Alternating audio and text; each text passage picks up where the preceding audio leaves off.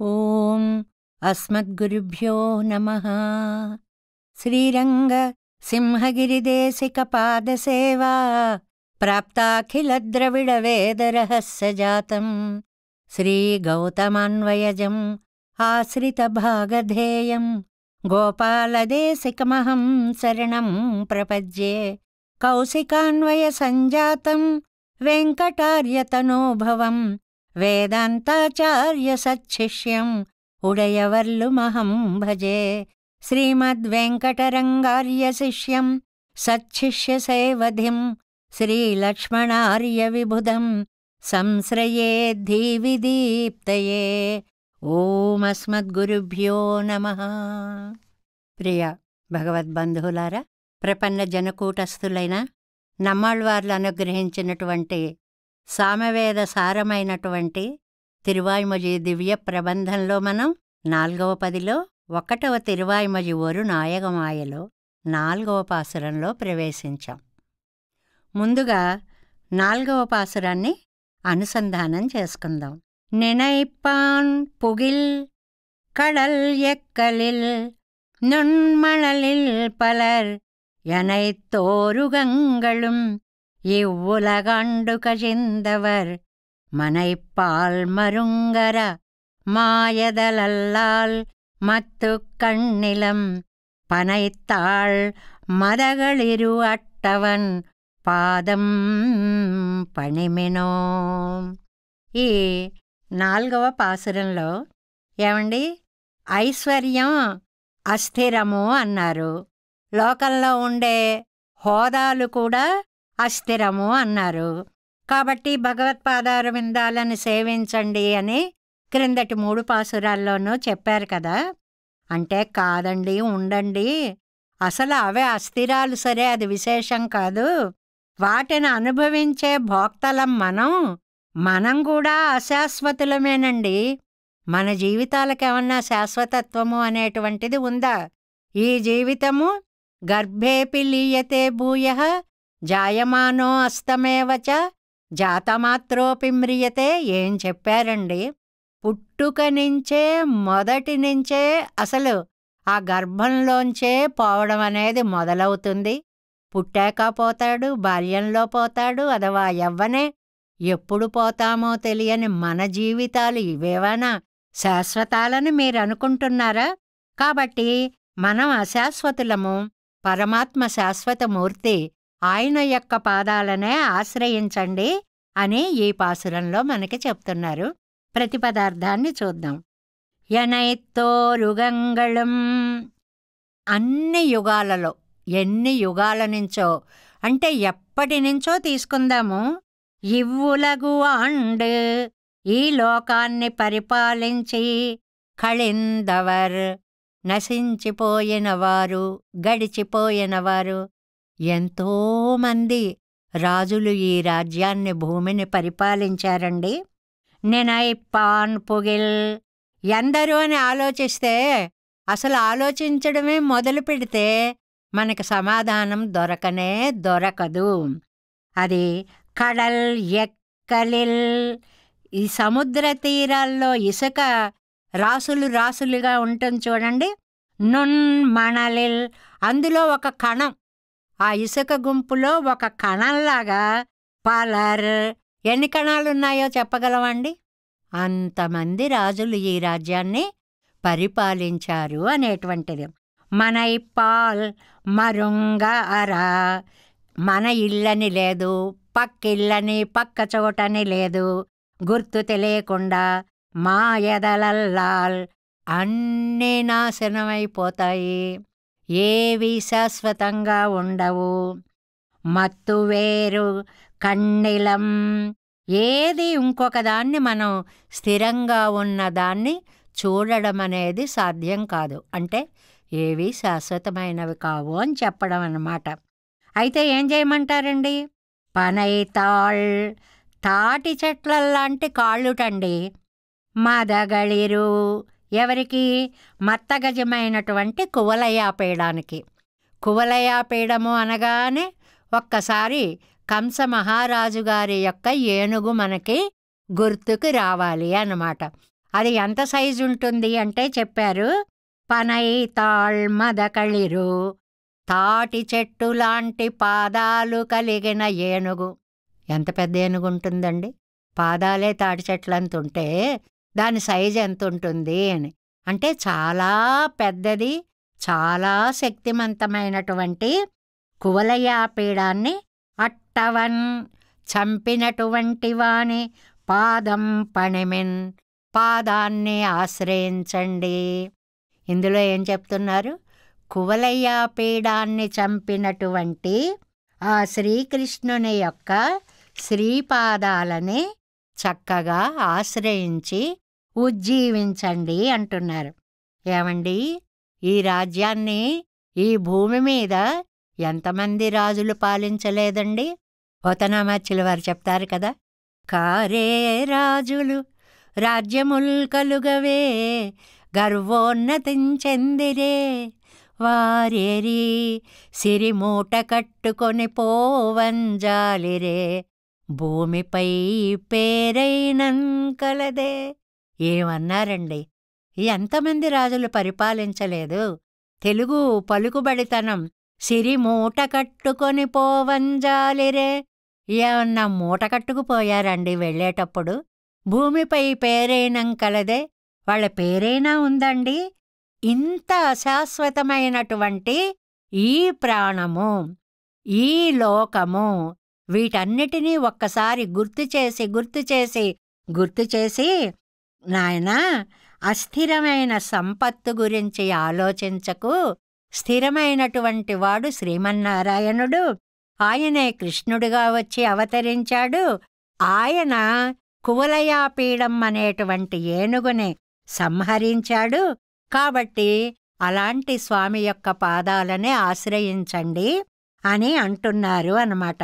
అంటే ఇందులో నాయనా, సంపదలే కాదు, రాజ్యాలే కాదు, ఐశ్వర్యాలే కాదు, హోదాలే కాదు, అవే అశాశ్వతాలు కాదు, వాటిని అనుభవించే మానవుడు కూడా శాశ్వతత్వము లేనివాడే. ఇంత ఇసుక రాశిలో అణువులు ఎన్నున్నాయో అంతమంది రాజులు ఈ భూమండలాన్ని పరిపాలించి కాలము గడిచిపోయి వెళ్ళిపోయినటువంటి వారే అనేటువంటి దాన్ని, జీవితం యొక్క అశాశ్వతత్వాన్ని గురించి అందంగా చెప్పి శాశ్వతుడైనటువంటి శ్రీమన్నారాయణుని శ్రీపాదాలని ఆశ్రయించమంటున్నారు ఈ పాసురంలో. నాలాం పాట్టు 4వ పాసురానికి వ్యాఖ్యానం 13వ పేజీ అండి. ఐశ్వర్యத்தின் நிலையாமையும் மதிப்பருகையும் கிடக்கச் செய்தே భోక్తాగళుడయ్య నిలయ్యామయ్యాலும் అవనై పత్త వేణుం ఎంగిరార్. నాయనా, ఐశ్వర్యం అస్థిరం, హోదా అశాశ్వతం, కాబట్టి భగవంతుణ్ణి సేవించండని చెప్పినది క్రిందటి పాసురాల్లో. ఇక్కడకు వచ్చేటప్పటికి భోక్తాగళుడయ్య నిలయ్యామయ్యాలం, అనుభవించే భోక్తలము కూడా అశాశ్వతులమే కాబట్టి అవనై పత్త వేణుం ఎంగిరార్, ఆ స్వామి యొక్క, ఆ శ్రీమన్నారాయణుని యొక్క, ఆ కువలయాపీడాన్ని చంపిన కృష్ణుని యొక్క పాదాలని ఆశ్రయించండి అంటున్నారు ఈ పాసురంలో. నినైపాన్ పొగిల్ నినైక్క పొక్కాల్, ఆలోచించి చూస్తే, అసలు ఆలోచిస్తే అంటామే, ఆ ఎక్స్ప్రెషన్ అన్నమాట. ఆలోచించి చూస్తే, లోతుగా ఆలోచిస్తే, కడలిలే ఇవారైపోలే, ఈ లోకులు సంసారంలో మునిగిపోయిన వాళ్లలా కనపడ్డారండి. నినైత్త తాయ్ తలై కట్టవన్నాదపడియా ఇరుక్కర విరుప్పం, ఆ సంసారంలో, సముద్రంలో మునిగిపోయిన వాళ్ళని బయటకు తీయడం సాధ్యమవుతుందండి ఎక్కడైనా? అసలు అది జరిగేదే కాదు. నిజంగా ఆలోచించి నిజం చెప్పాలంటే ఇది జరిగేదే కాదు. కానీ ఆళ్వార్లు ఎంత దయార్ద్ర హృదయలో, తాం లోకయాత్రై నినయ్యారెన్నమిడం ముందొత్తుగిరదు. ఏమనిపిస్తోంది అంటే, ఆళ్వార్లకి లోక ప్రవృత్తి అంతా నాకెందుకండి, నేను అలా అనుకుంటే వాళ్ళని బయటికి తీయలేము అనుకుంటే ఇంక నేను చెప్పడమే అనవసరం కదా, ఉపదేశమే అక్కర్లేదు కదా. కానీ నాకు వారికి హితవు చెప్పడమే నా పరమోద్దేశ్యం, వారిని ఉజ్జీవింపచేయడమే నా ఆకాంక్ష. కాబట్టి పరమమైన హితాన్ని చెప్పేటువంటి ఆళ్వార్లకి ఈ సంసారాల దుర్భర స్థితిని గురించి ఆలోచించేటప్పటికీ అయ్యో వీళ్ళని ఇంకా తొందరగా బాగు చేద్దాం, తొందరగా పైకి తీద్దాం అని ఒక ఆలోచన కలిగింది. దానికి ఉదాహరణ చెప్తున్నారు.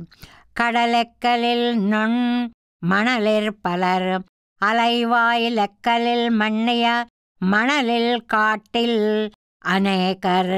అంటే సముద్రంలో ఉండేటువంటి ఆ ఇసుక రేణువులు ఎన్ని ఉంటాయో, ఇసుక ఎంతుందో ఎక్కడ చెప్పగలమండి, ఎక్కడ లెక్క పెట్టగలమండి?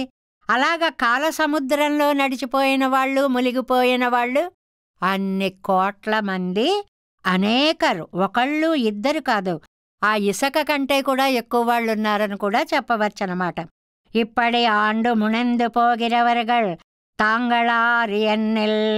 ఏమండి, అలా మునిగిపోయినటువంటి వాళ్ళు ఏదైనా చిన్న చిన్న వాళ్ళ అండి, అల్పశక్తి కలవాళ్ళ అండి, క్షుద్ర మనుష్యరల్లర్, చిన్న చిన్న వాళ్ళ, శక్తి లేక అలా మునిగిపోయారా అంటే కాదండి. సహస్రయుగ పర్యంతం అహరియద్ బ్రహ్మణో విదుః రాత్రిం యుగ సహస్రాంతం. ఎంత అందమైనటువంటి ఒక ఉదాహరణ ఇచ్చారో చూడండి. అశక్తులైన వాళ్లే పోలేదండి, బ్రహ్మ దగ్గర నుంచి అందరూ ఈ కాలగర్భంలో కలిసిపోవలసినటువంటి వారే. ఎలాగా? దానికి ఒక శ్లోకాన్ని ఇచ్చారనమాట. సహస్రయుగ పర్యంతం అహరియద్ బ్రహ్మణో విదుః రాత్రిం యుగ సహస్రాంతాం తే హోరాత్రవిదో జనాః. ఇప్పుడు బ్రహ్మగారు ఆయుష్ ఎంతో ఒకసారి ఊరికే చూద్దామండి. మనకి తెలిసి యుగాలు 4 ఉన్నాయి అనుకున్నాం కదా. కృతయుగం, త్రేతాయుగం, ద్వాపరయుగం, కలియుగం. ఈ 4 కలిసిన దానికి ఒక మాట ఉంది, చతుర్యుగము అంటారు. ఇలాంటి చతుర్యుగాలు 1000 గడిచిపోతే బ్రహ్మకి ఒక పొగలవుతుందండి. అలాంటి చతుర్యుగాలు ఇంకో 1000 జరిగితే ఆయనకు యొక్క రాత్రి అవుతుంది. 2000 చతుర్యుగాలు గడిస్తే ఒక్కరోజు అవుతుంది ఆయనకి. అలాంటివి 100 సంవత్సరాలు బ్రహ్మకి పూర్తవ్వాలండి. అంటే అది ఎంతకాలమో ఆలోచించండి. ఆ 100 సంవత్సరాలు అయిపోయిన తర్వాత మనకంటే ఎక్కువ కాలం అవ్వచ్చు గాని చివరి స్థితి ఆయనకి ఉంది. ప్రళయంలో ఆయన కూడా లీనం కావలసినదే. ఉన్నన్ని రోజులు మనం ఏమనుకుంటాం, ఆహా ఇది నాది, ఇది నాది, ఇది నాది అని. అదే చెప్తున్నారు. సహస్రయుగ పర్యంతం అహరియద్ బ్రహ్మణో విదుః ఎంగిరపడే 1000 చతుర్యుగం కూడిత్తు ఒరు పగలాయ్. 1000 సంవత్సరాలు కలిగి ఒక పగలై ఇప్పటి రాత్రియాయ్. అలా 1000 సంవత్సరాలు కలిగి ఒక రాత్రి అయి ఇంగనే నూరాండిరిందు. ఇలాంటివి 100 సంవత్సరాలు బ్రహ్మగారికి అయిన తర్వాత ద్విపరార్ధకాలం జీవిత్తు ముడింది పోం బ్రహ్మాదిగల్. చాలా కాలం, మనకంటే చాలా. ఏదో పూర్వార్ధే ద్విపరార్ధే అని మన వాళ్ళు సంధ్యావందనాధికాలు చేసుకుంటుంటే ఉత్తరంలో ఏదో వైవస్వత మన్వంతరే అది ఇదని అన్నీ చెప్పుకుంటూ వెడతారు చూడండి. అలాగా ఎంతకాలమైనా గడిచిన తరువాత అయినా ముగింపు అనేటువంటిది బ్రహ్మాదులకే తగ్గదు. అనేక యుగంగళం ఎవ్వలగాండు. వాళ్ళు వెళ్ళిపోతారు కానీ అండి, మళ్ళీ ఈ భూమి మొదలవుతుంది. బ్రహ్మ అనేది ఒక పేరు కాదండి, బ్రహ్మ అనేది ఒక పోస్టు, ఇంద్రుడిలాగే. ఏదో ఇంతకాలం ఇన్న యజ్ఞాలు చేస్తే ఈయన ఇంద్రుడవుతాడన్నట్టే ఏదో తపస్సు చేస్తే ఆయన బ్రహ్మగారు అవుతారు కానీ వాళ్ల కాలం ముగిసిన తర్వాత వాళ్ళు కూడా వెళ్ళిపోవలసిందే. ఇది కురియழிయాదే, ఇది కురియழிయాదే ఇరుక్కు ఇవర్గల్ ఎన్నదు ఎన్న అభిమానత్వం ముడింది పోవర్గల్. ఇందులో ఏం మార్పు ఉండదండి. ఈ కాలం ఇలా నడుస్తూ ఉంటుంది. దీనికి ఒక మాట చెప్పుకుంటూ ఉంటాం మనం. ఏమిటంటే ప్రవాహతో నిత్యం అని ఒక మంచి మాట ఉందండి. ప్రవాహతో నిత్యం అంటే ఇక్కడ నది ప్రవహిస్తోంది అంటారండి. నిత్యం ప్రవహిస్తోంది అని. ఏవండి అయితే ఆ ప్రవహించే నదిలో నిన్న నీళ్ళే ఉన్నాయండి? లేదు. అది నీళ్లు వెళ్ళిపోతున్నాయి, కొత్త నీళ్ళొస్తున్నాయి. ప్రవాహము ఉండడము మాత్రం నిత్యంగా ఉంది అన్నమాట. అలాగా రాజులు వస్తున్నారు, పాలిస్తున్నారు, వెళ్ళిపోతున్నారు గానీ ఆ కాలము అది ఇంద్రాది దేవతలైనా సరే మళ్ళీ మళ్ళీ మళ్ళీ పునరావృతమే అవుతోంది అని చెప్తున్నారనమాట.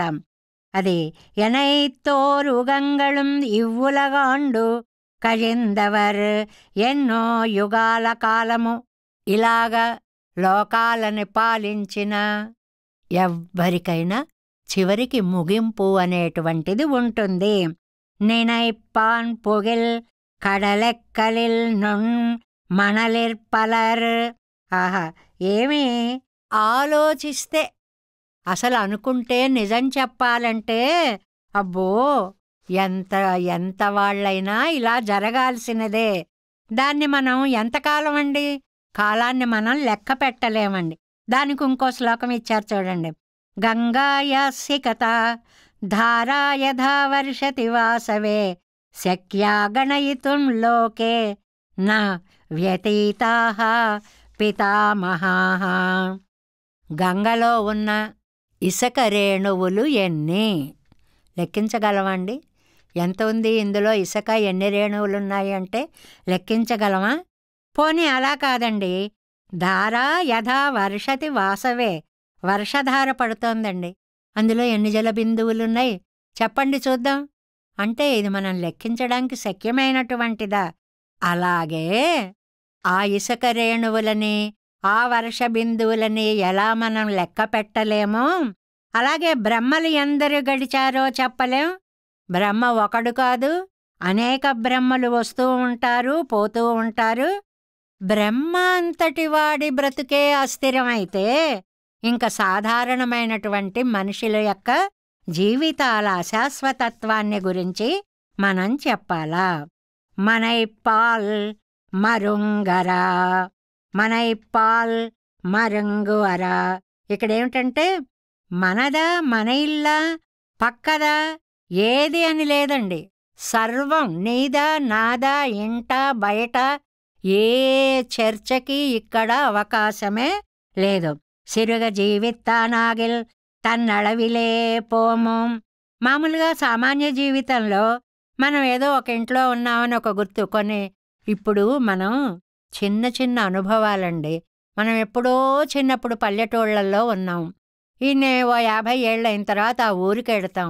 ఆ స్థలం ఉందా, ఆ ఇల్లుందా, ఆ ఆకారం ఉందా, మారిపోయి మేడలొచ్చి లేకపోతే ఇంకొక రకంగా మార్పుకు లోనైపోయినట్లుగానే పరక్క జీవితానాగిల్. అది మామూలుగా ఒక సామాన్యుడికే ఇంత మార్పు వస్తే పరక్క జీవితానాగిల్ తన్నయలిల్లారయ్యం కొండుపోం. ఒక సామాన్యుడు పోతే వాడే పోతాడండి. ఒక ధీమాన్యుడు, ఒక చాలా పెద్దవాడు గనక పోతే, గొప్పవాడు గనక పోతే వాణ్ణి ఆశ్రయించుకున్న వాళ్ళందరూ పోతారు, తుడిచిపెట్టుకుపోతారు. దీనికి మనం ప్రస్తుత విషయాలను ఏమన్నా ఉదాహరణగా చెప్పుకోవచ్చేమో. ఒక నాయకుడు పోతే దానికి సంబంధించిన వారంతా కూడా ఇంకా ఉండడానికి అవకాశం ఉండదు కదా. దానికి ఒక ఉదాహరణ ఇచ్చారు చూడండి. పెరుమరం మురిందాల్ అరుగుళ్ళ వత్తయ్యం కొండుపోమిరే. ఒక పెద్ద చెట్టు కూకటి వేళ్లతో సహా పడిపోయిందండి. పడిపోతే ఆ చెట్టు కింద ఆ వేళ్లల్లోంచి ఎన్ని చిన్న చెట్లు మొక్కలు వచ్చాయో అన్నీ నాశనం అయిపోతాయి. అంటే వాటన్నిటికీ ఆశ్రయంగా ఉండే ఈ పెద్ద చెట్టే పోతే చిన్నవాటిని గురించి చెప్పాలా? కైముత్య న్యాయం అంటారండి. ఏమండి, ఒకడు 1,00,000 రూపాయలు ఇచ్చాడండి అన్నామనుకోండి. ఏమండి అయితే 100 రూపాయలు కూడా ఇచ్చాడండి అంటామండి. అది అసలు ఏమన్నా సరిపోతుందా పోలిక? కిముత అది అడగాల, మళ్ళీ వేరే చెప్పాలా అంటారనమాట. అలాగా ఒక బ్రహ్మాదులకే లేకపోతే సామాన్య మానవుడికి ఎంతండి? మనైప్పాల్ మనయ్యడం మరంగు అయల్ అసలిట్టు పార్శ్వస్థరుక్కుం నాశమాం సంబంధీకులందరికీ కూడా. ఒక్క వ్యక్తి గనక నశించిపోతే తత్సంబంధీకులందరికీ కూడా ఆ అవస్థ తప్పదు. మాయిదలల్లాల్ మత్తు కణ్ణిలం ఇప్పటి ముడియమదుడియా. ఇలాగ నశించే వాటిని వదిలిపెట్టండర్రా, శాశ్వతమైన ఉన్నాయని చెప్తుంటే వినరేమిటర్రా. స్థిరరా ఇరుప్పార్ ఒరువరియం కణ్ణిలో. ఏమండి, అలా స్థిరంగా ఉండేవాళ్ళని లోకంలో ఎక్కడా చూడలేదండి. అందుకే చెప్తున్నాం, స్థిరంగా ఉండేవాణ్ణని నేను చూపిస్తున్నాను. ఆనాలు చెయ్యపడుపడుపదెన్నెల్. అయితే ఏం చేయమంటారండి? ఎవరండి అలాగా శాశ్వతంగా ఉండేటువంటి మహానుభావుడు? పనైత్తాళ్ పనై పోలే ఇరుక్కయ్యాలే భయావహమాన కాలయుడైత్తాన మత్తగజముండు కువలయాపీడం. ఇక్కడకు వచ్చేటప్పటికండి కువలయాపీడము అనేటువంటి కంసుడు శ్రీకృష్ణుణ్ణి చంపడానికని ఉపయోగించినటువంటి ఒక పెద్ద ఏనుగు వృత్తాంతాన్ని ఇక్కడ మనకి చెప్తున్నారండి. ఇదంతా మీకందరికీ తెలిసిన కథే. శ్రీకృష్ణుణ్ణి మధుర నుంచి తీసుకురమ్మని అక్రూరుణ్ణి పంపించారు. అలా ఆయన తీసుకొస్తుంటే గోపికలు బాధపడ్డారు. అక్రూరుండని పేరు పెట్టుకున్నాడు, క్రూరుండితడు అని. అయ్యో, వీడు ఇదేమి మన నుంచి వేరు చేస్తున్నాడు స్వామిని అని బాధపడ్డారు. సరే, వచ్చాడు. ఆ రాత్రి అయిపోయింది. తెల్లవారి ఉదయమే వెళుతున్నాడు. అప్పటికే కంసమహారాజు గారు పెద్ద ఏర్పాటు చేసేశారు. ఏమిటి? కువలయాపీడం అనేటువంటి ఒక ఏనుగుని అక్కడ పెట్టి బాలుడైన కృష్ణుడు బలరాముడు వస్తే ఎలాగైనా సరే వాళ్ళని లేకుండా చేయాలి అనేటువంటి ఒక ప్రయత్నం అన్నమాట. సరే, వాళ్ళంతా రెడీగా ఉన్నారన్నమాట. ఎప్పుడొస్తాడు కృష్ణుడు అని. వచ్చి రావడంతోటే ఈ కువలయాపీడాన్ని వదిలేశారు వీళ్ల మీదకి. భయంకరంగా వచ్చేస్తోందండి. ఓరీ కుంజరపాల మా దశకుని ఉద్యన్ మదేంద్రేభమం ప్రేరేపం పనిలేదు త్రిప్పు మరలం ప్రేరేచినన్ నిన్ను గంభీరోగ్రాసని తుల్యముష్టిహతులన్ భేదించి నేడంతకుంచేరం బుత్తు మహత్తర ద్విపముతో సిద్ధంబు యుద్ధంబునన్. పోతనామాచ్యుల వారు అద్భుతంగా రచించారండి. ఏయ్ మావటీడా, మా వైపుకు మాత్రం ఆ కువలయాపీడాన్ని పంపించకు. వెనక్కి మళ్ళించు, తిప్పు, వెనక్కి మళ్ళించు. లేదు, మా మీదకు పంపించావా, దానితో పాటు నిన్ను కూడా నా గట్టి గట్టి పిడుగుపాటుల్లాంటి పిడికిలిపోటులతోటి పొడిచి చంపి యముడి దగ్గరికి పంపించేస్తాను అని చెప్పి ఎంతో చెప్పినా కూడా వాడు వినలేదు. వాడి రాజు ఆజ్ఞని వాడు పాటించాడు. సరే, అయితే రాని, మరి నేనేం చేయను, దానికి కాలం మూడింది అనుకున్నాడు. ఎలాగ ఎంత అవలీలగా చంపాడో దాన్ని కూడా పోతనామాచ్యుల వారు చెప్పారండి. కాలం త్రొక్కి సలీలుడై నగవుతో కంఠీరవేంద్రాకృతిన్ కేలన్ భీషణ దంతముల్వెరికి సంక్షీణంబుగా మొత్తి గోపాలగ్రామణి వీరమౌళిమణియై ప్రాణంబులంబాపే ఆ శైలేంద్రాభము ప్రాణలోభము ఉదంచ సారగంధేభమున్. చక్కటి అనుప్రాసలతోటి దాన్ని ఎలా చంపాడు అనేటువంటి దాన్ని గోపాలశేఖరుడండి ఆయన. ఇంత ఎంతో సున్నితంగా ఉండేటువంటి ఈ చిన్నారి బాలుడు వీర శిరోరత్నం, అంత బలం కలిగినటువంటి వాడు ఆయన. ముకుందుడు ఏం చేశాడు? పర్వతంతో సమానంగా ఉంది ఆ ఏనుగుని చూస్తే. అలాంటి దానిని ఒక సింహం మీద పడితే ఏనుగుని ఎంత అవలీలగా చంపేస్తుందో అలా విలాసంగా నవ్వుతూ అంటారండి పోతనామాచ్యుల వారు. ఏదైనా ఒక పెద్ద పని చేసేటప్పుడు గాబరాతోటి ముఖం అంతా కూడా చాలా అమ్మో చేయగలనా లేదా అనేటువంటి భావం వస్తూ ఉంటుంది. అలాంటిది నవ్వుతూ కాళ్లతో తొక్కి తొక్కి పాడేశాడండి ఆ ఏనుగుని. చేతులతో భయంకరమైన దంతాలు 2 కూడా పెకిలించి వేశాడు.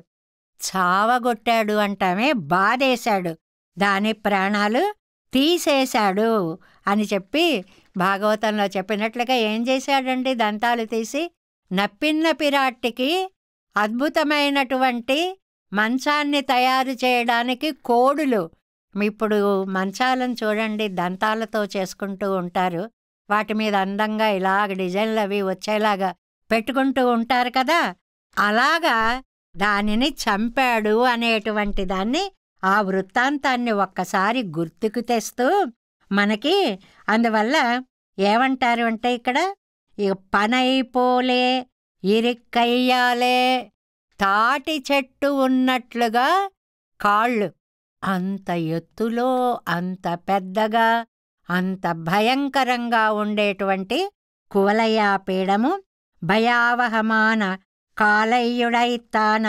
మత్తగజముండు, చాలా భయం కలిగించేటువంటి ఒక మద గజాన్ని కువలయాపీడం, ఇక్కడ దీన్నే మనకి చెప్తారు. ఆ దంతాలు పెకిలించాడు. కువలయం, భూవలయాన్ని పరిపాలించేది ఏదండి? అహంకారము మమకారము అనేటువంటివి. ఆ రెండిటినీ సమూలంగా పెకలించాలి అని అక్కడ విశేషార్థాలు మనకి చెప్తారు అనుకోండి. అలాంటి కువలయ పీడాన్ని అత్తై ముడిత్త అవన్ తిరువడిగళై ఆశ్రయిక్కప్పారొంగోళ్, అలా కువలయ పీడాన్ని చంపిన శ్రీకృష్ణ పరమాత్మ యొక్క దివ్య పాదార విందాలని సేవించండి. అవన్ ఉంగళ్ ప్రబల ప్రతిబంధకత్తై పోక్క, అప్పుడు ఆయన ఏం చేస్తాడండి? మీకు ఎన్నో ప్రతిబంధకాలు ఉన్నాయండి. ఏమున్నాయండి మనకి ప్రతిబంధకాలు?